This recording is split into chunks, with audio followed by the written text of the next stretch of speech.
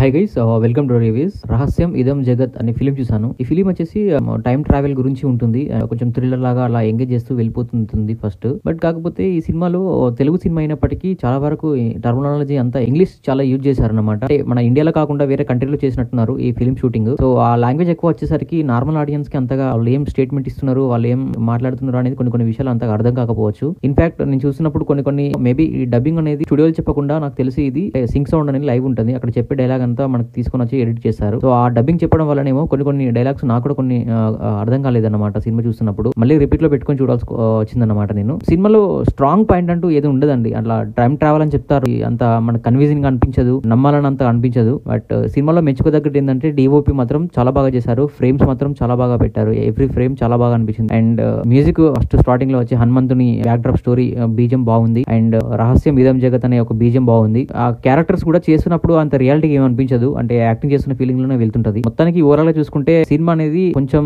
అర్థమయ్యి అర్థం కానట్టుగా ఉంటుంది. అంటే నాకైతే పెద్దగా అయితే నచ్చలేదు గైస్. ఒకవేళ మీరు చూస్తారంటే మాత్రం మీ ఇష్టం. సో ఇది గైస్ మన రివ్యూ. ఒకసారి మన ఛానల్ లో కంటెంట్ గమనించండి. నచ్చితే మన ఛానల్ సబ్స్క్రైబ్ చేసుకోండి. And thank you so much for watching my channel. Thank you. By by.